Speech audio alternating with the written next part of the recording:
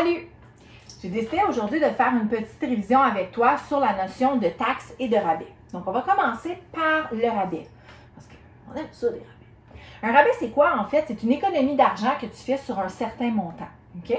Donc, par exemple, supposons que je m'achète, je ne sais pas moi, un beau chandail de Justin Bieber à 50 $ et que pour une raison obscure, il y a 10 % de rabais.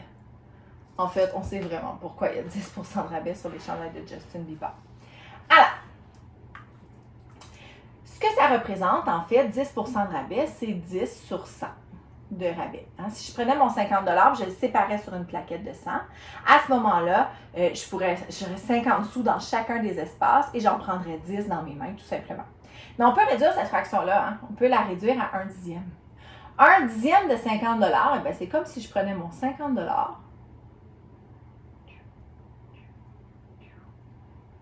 que je le divisais en 10 parties. Donc, dans chaque partie, il y a 5 piastres.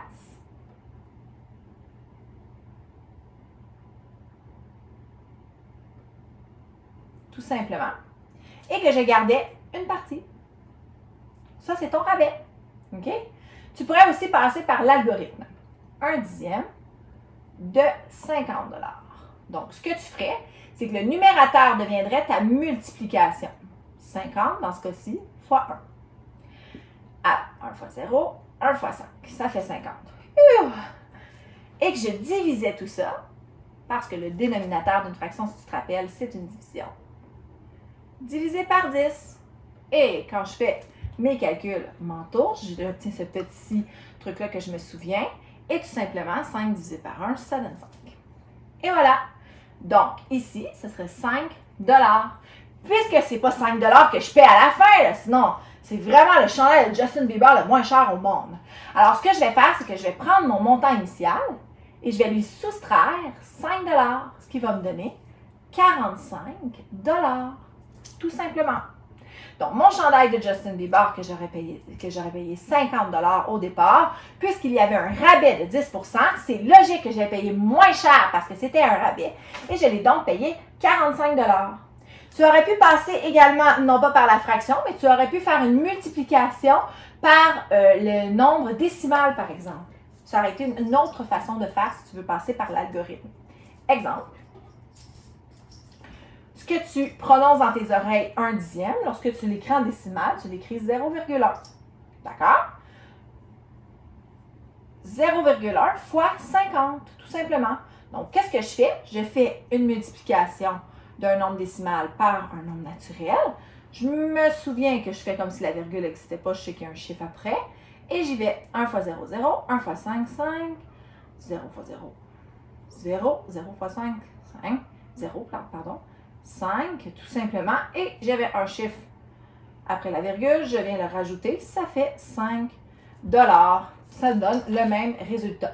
Donc, que tu décides de passer par la fraction réduite en faisant un petit dessin, que tu décides de passer par l'algorithme, que ce soit par le nombre décimal ou par la fraction, tu vas arriver à obtenir le montant nécessaire qui est le rabais que tu veux appliquer tout simplement. Dans une prochaine partie, on va regarder pour la taxe.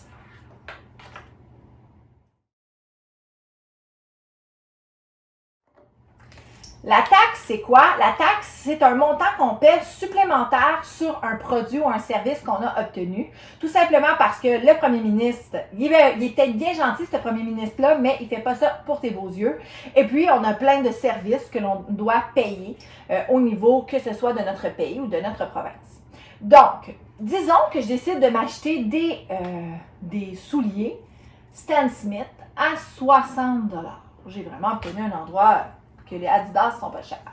Je dois venir y ajouter 15 % de taxes.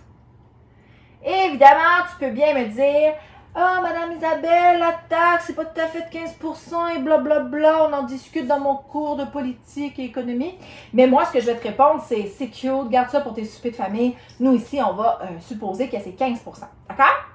Alors, j'ai mes Stan Smith à 60 $, je veux payer 15 % de taxes. Donc, je ne veux pas forcément, mais j'ai pas le choix. Alors, 15 %, c'est aussi 15 centièmes. Donc, si on part avec le principe qu'on a fait tantôt, avec le rabais, bien, on va commencer par réduire notre fraction. Ça finit par 5, ça finit par 0. Je connais mes critères de divisibilité. Je peux diviser par 5 en haut et en bas. Ça me donne la fraction 3/20. Donc, c'est comme si je prenais mon espace, que je le divisais en 20. Voilà. Et que j'en prenais 3. Donc, si je prends 60 et que je le divise en 20 morceaux, OK, tu es d'accord avec moi que ça va nous faire 3 $ dans chaque morceau.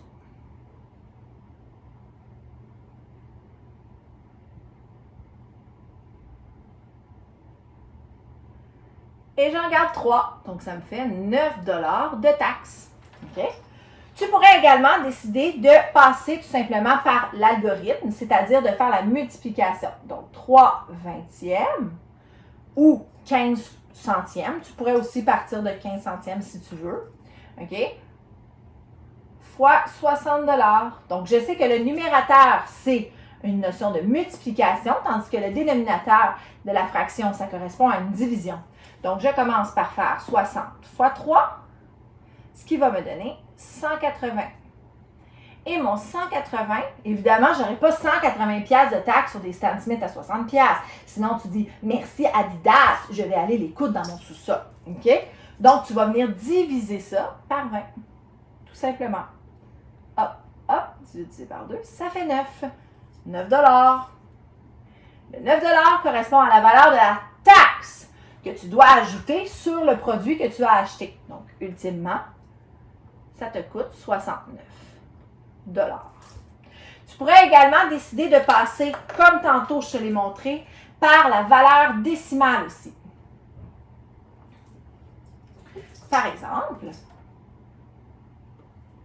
15 %, ça te donne 15 %, on prononce ça 15 centièmes, on écrit ça 0,15 fois 60. Alors, je viens faire une multiplication de 60 fois 0,15. Je garde en mémoire que j'ai deux chiffres après la virgule. Ça devient le calcul 60 fois 15. 5 fois 0, 0. 5 fois 6, 30. Je m'en vais aux dizaines. 1 fois 0, 0. 1 fois 6, 6. 0, 0, 9. J'ai deux chiffres après ma virgule.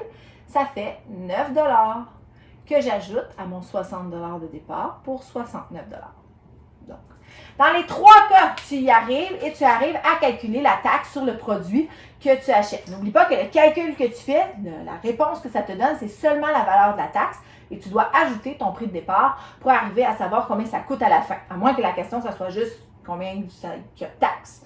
À ce moment-là, c'est différent. Donc, j'espère que ça t'a donné une petite révision, un petit rafraîchissement sur la notion de taxe et de rabais. On se voit à une prochaine capsule. Salut!